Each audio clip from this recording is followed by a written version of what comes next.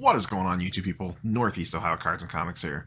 Hope everyone had a wonderful New Year's, and I wish you all a bright and happy 2022. Today, we are here for the Sunday video, the week in review, the week that was, the week that is, going over some newsy stuff, some cards, what's been moving and shaking in the past week.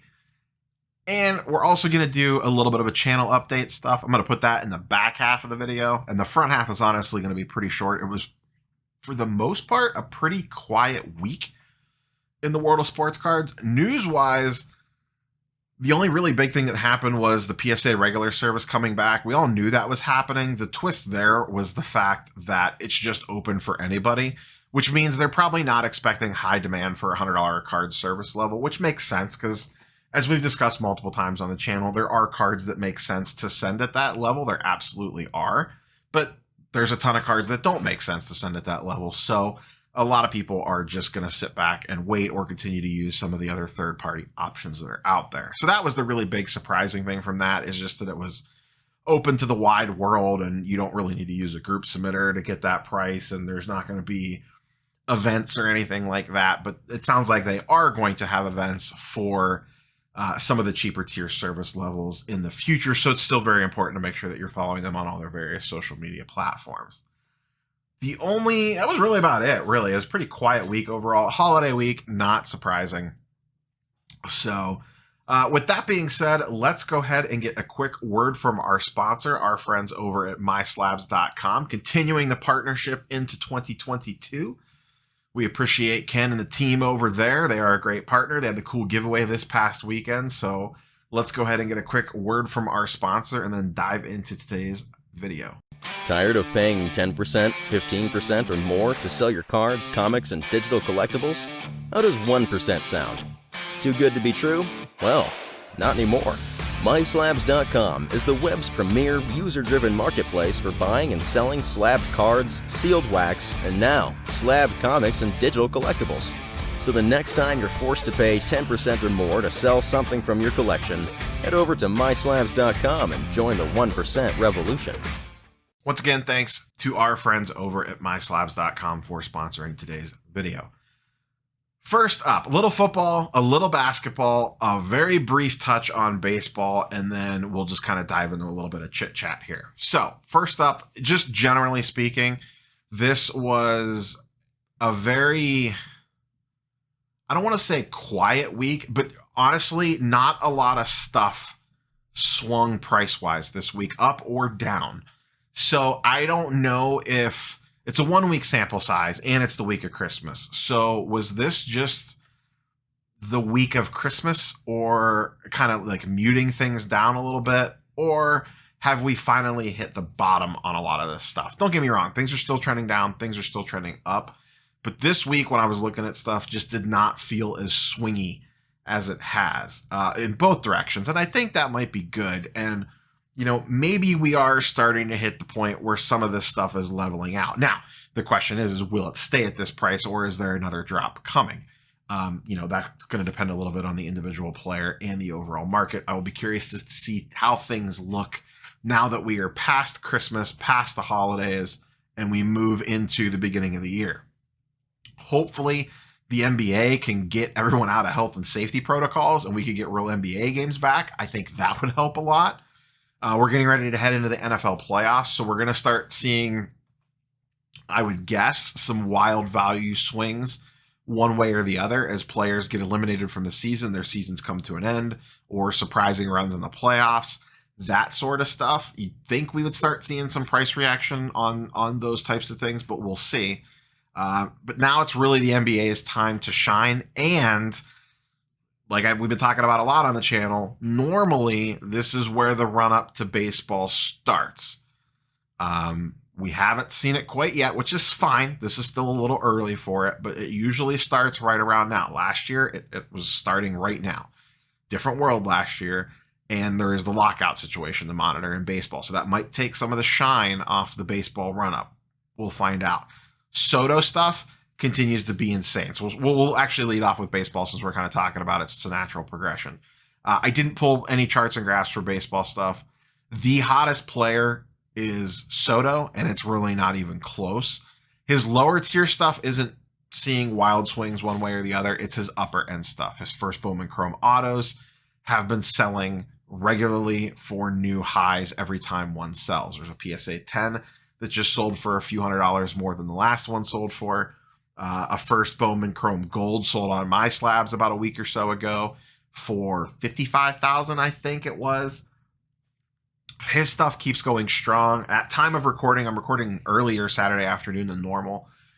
There is a pink refractor up on eBay. I'll be curious to see what that one ends at. It's like at $1,000 with there was multiple hours left on it at time of recording, so it's slightly under what the last one sold for, but as we all know, auctions swing wildly at the very end.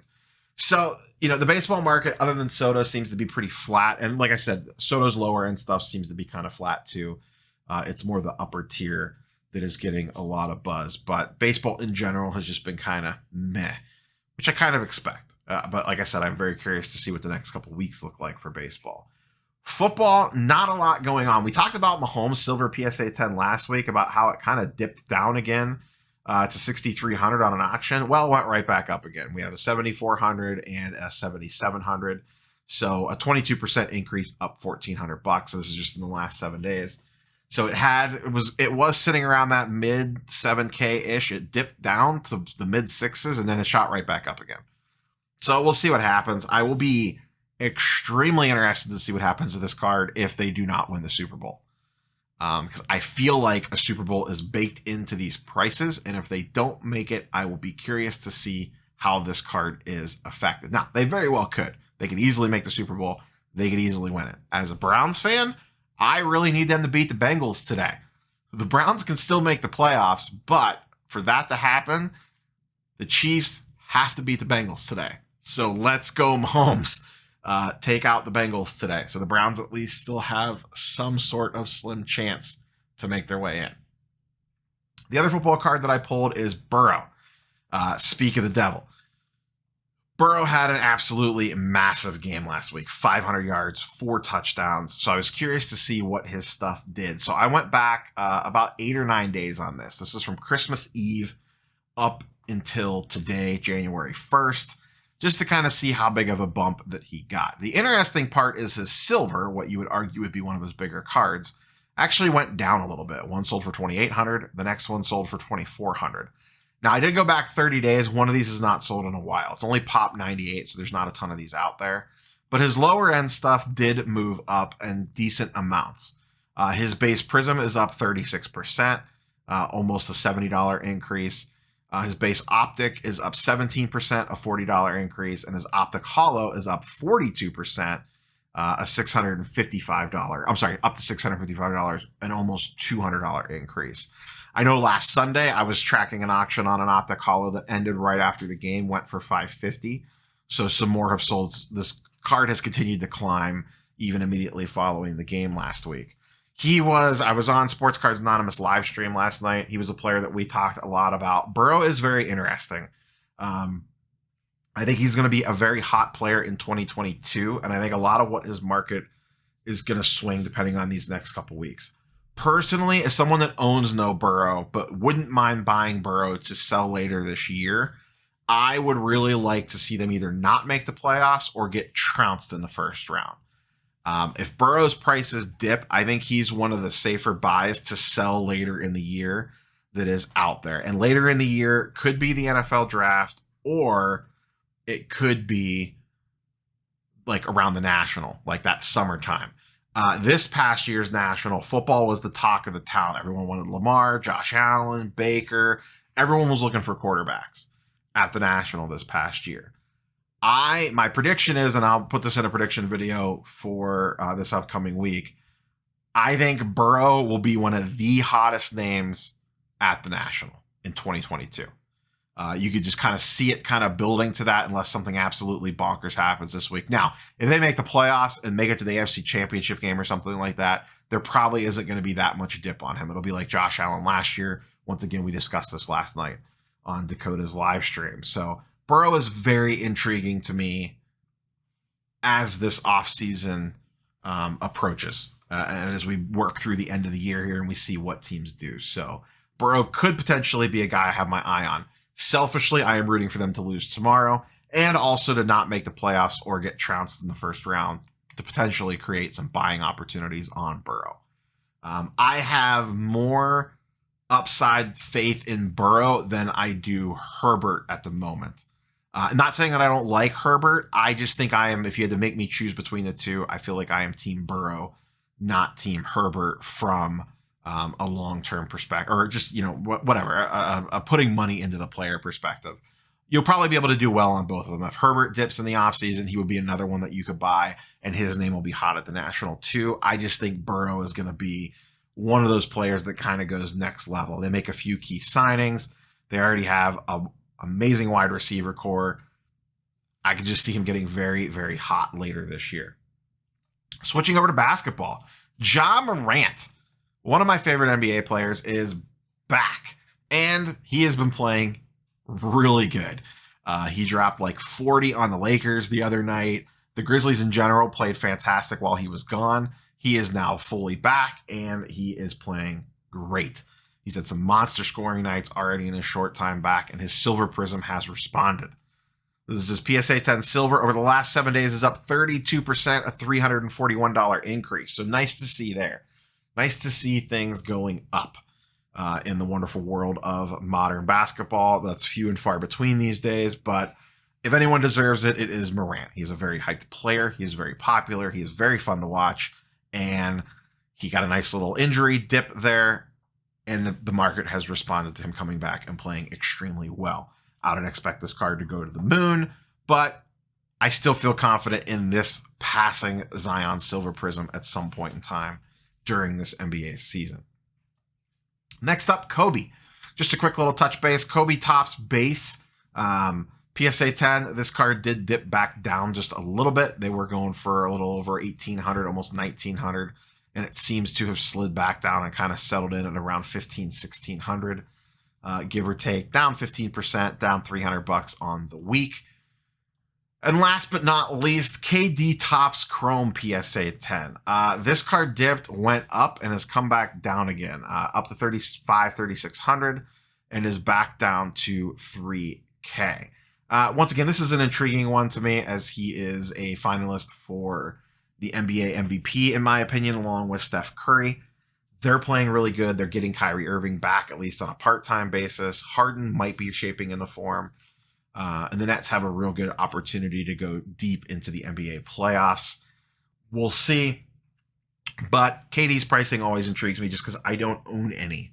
And even though it is a base card, he is very established. I wouldn't mind snagging maybe a PSA 9 at some point in time. I've been talking about it forever. I've just never pulled the trigger on one. I've tried to trade for one multiple times, but just never pulled the trigger on actually just straight buying one. So, like I said, we'll keep it kind of short on the charts and graphs. Want to kind of just do a couple channel updates. A big thing that I have coming out tomorrow, and I probably should have mentioned this at the top of the video, we're in 2022 now.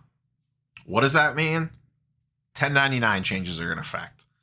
We'll talk about that more in tomorrow's video, but the new 1099 reporting requirements are now here. Once again, we will get more in depth in that tomorrow. So look forward to that tomorrow. The rest of the week, Tuesday, I will probably be putting out a 2022 prediction video. I didn't get to it last week. There was too much other stuff I wanted to put out content-wise. It was a very busy week for content last week. So Tuesday will be a 2022 predictions video, both sports cards and comic books. Wednesday will most likely be a comic book video. Thursday, I am not sure yet. And Friday, maybe a second comic book video, or I might push that to the following week. I also don't know yet. I also have another box of Marvel cards coming in the mail to open. I might pre-record that and post that. It is a Weiss Schwartz box of Marvel cards, which are from Japan. It's a TCG game. So I'll be ripping that at some point in time this week, either live or recording that ahead of time to put up. Channel stuff for 2022, looking forward. I don't have any crazy lofty goals or anything like that. The fact that I hit 10K subscribers this past year was more than enough for me. Sure, smash the subscribe button, come along for the ride, but I'm not setting any crazy, like, I want to hit 50,000 subs by the end of the year or anything nutso like that. Channel growth stuff has slowed down. There's kind of a plateau point where you reach in this niche and then it starts to crawl. A lot of us have kind of hit that point, which is fine. I'm perfectly fine with that. Content-wise, I would like to still continue to do near daily content. I might not do full daily. We will see. I've already cut Saturdays out for the most part. I'm just going to kind of play it week by week. Essentially, this upcoming week, I have a bunch of stuff that I know I want to do videos on. The other thing is, I'm probably going to do, I got away from it a little bit more comic content, at least at the beginning of the year. I'll be honest, I've been throwing way more money at comic books the last 30 to 60 days than I have sports cards. It just is what it is. My focus has just been more on that side of the world in regards to buying. I personally feel more confident in that market at the moment than I do sports cards. I'm still kind of waiting and kind of letting see how things kind of play out before I dive back in. That being said, I have guys on the sports card side that I am looking to purchase at the correct prices. I have a list, I have my safe searches and all that stuff, but they just kind of haven't reached those points yet. And I am being very picky and choosy on the sports card side. And I'm putting more money into the comic book market as more long-term hold safety stuff. I put it on Instagram. I've talked about it in a couple live streams. I just picked up a Fantastic 452, the first appearance of Black Panther from 1966. I am looking at more stuff like that, Silver Age, Bronze Age stuff that has good long-term hold value potential that I could just sit on. That is my vintage sports cards.